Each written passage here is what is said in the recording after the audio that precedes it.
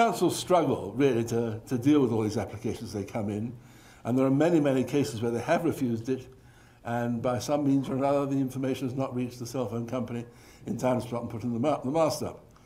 And there are many, many, many cases of people who first know the mast is being put up near their home when they actually see it there. And there's a sort of fundamental democratic issue involved in that, whatever the pros and cons. But even where the councils can object, they're not allowed to do so on health grounds. The only reasons which they can object are aesthetic, what it looks like.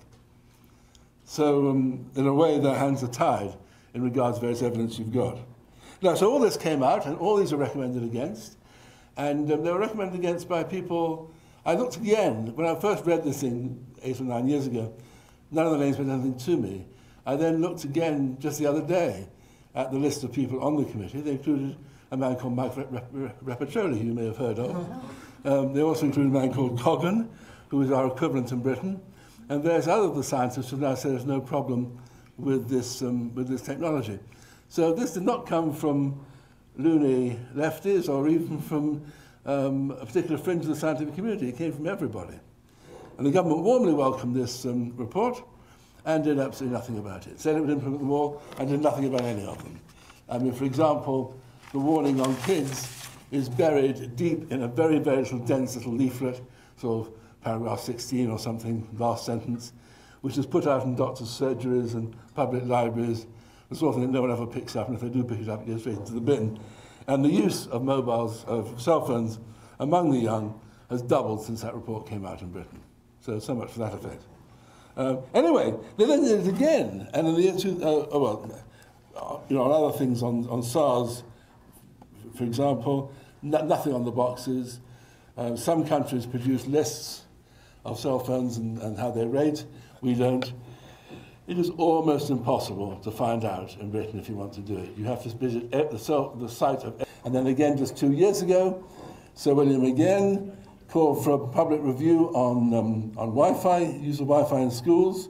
At that point, he was head of the official Health Protection Agency. That's our government body in charge of public health. And again, nothing happened. And indeed, he was isolated. His whole body, which he was chairman of, rebelled against him and put out totally different information. And Bill got nowhere. He's now retired, and I hope he'll now be able to speak out more freely. But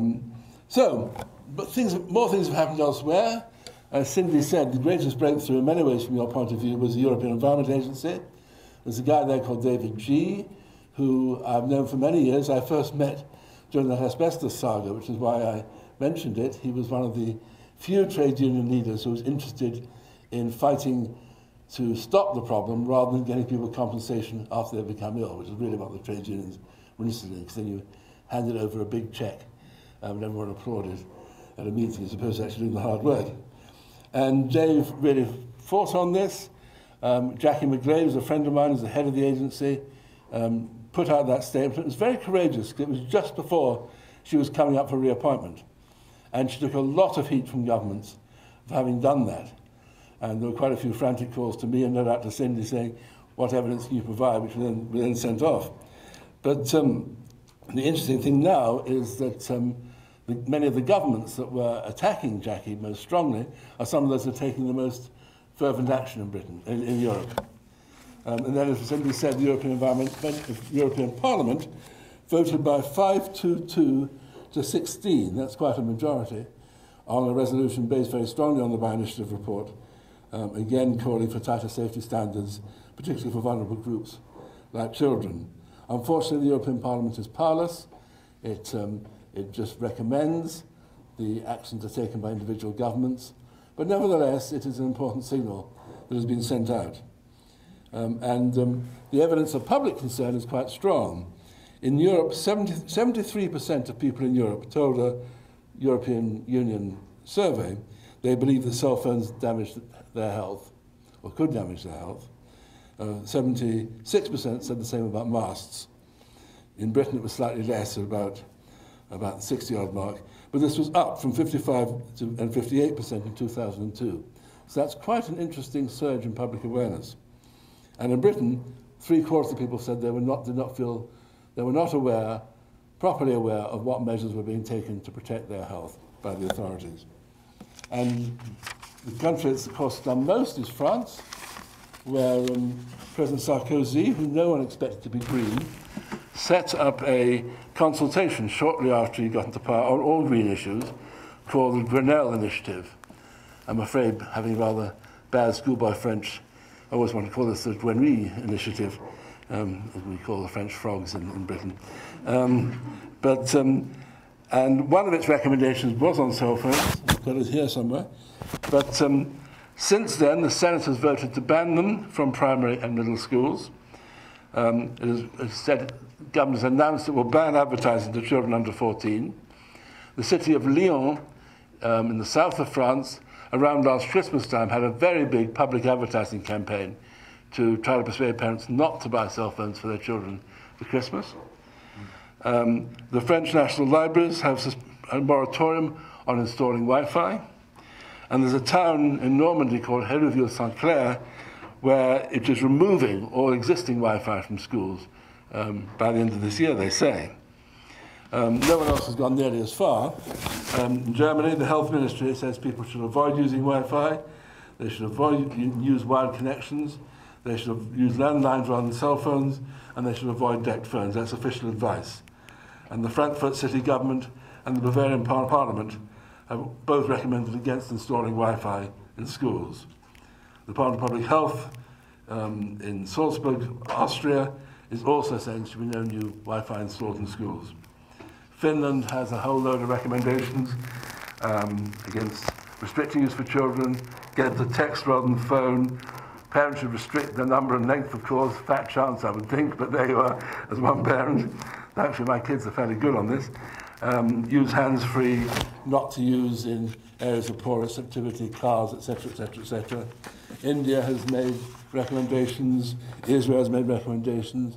Russia, the official scientific body, is very concerned. There's a good website called Wired Child in Britain where they have a section with all these.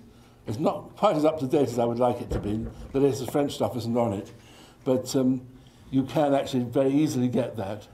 I think it's probably wiredchild.com. I'm not certain of that, but there's only one Wired Child. And if you try that, there's a section under Government Action which does it. Now, this is possibly the biggest issue I've yet come across. It's much more difficult in many ways than asbestos and lead and petrol, acid rain, though they seemed very big at the time. I think it's escalating faster. But I think you have a purchase point in the cell phones and Wi-Fi. I think the science is building, and there is a moment. I want to end on one story of encouragement. That my daughter, both my children are really quite dyslexic. And my son, the more dyslexic of the two, I spent an enormous amount of time revising with him for his exams. And his mind's all like one of those boxes, you know, you have for kids where you hammer, you have little sort of things of different shapes, you go up in the right hole. So the information is the right shape, it would go into the hole. So a lot of time to help him with charts and things like that. I think he very well got Trinity College Dublin. My daughter, who's just left Oxford and is now a vice president of the union there, was not quite as dyslexic, was quite determined that Dad should not help her in anything, mainly because of this. There was only one issue she allowed me to help her with the revision of, and that was on environmental chemistry. And I started reading this book out to her, asking her questions. I suddenly burst out laughing, because they're all the issues that I and others have been fighting over the years: lead in petrol, acid rain, asbestos, all things I've talked about, many more. They were all down there in the blasted textbook. All these issues we were denounced by all the leading scientists at the time, the Royal Society, our National Academy of Science. All these people said were bunkum. 10 years later, it turned up in the textbook that my child was using to study for her exams. So I fully expect the same thing to happen in this area. Thank you very much.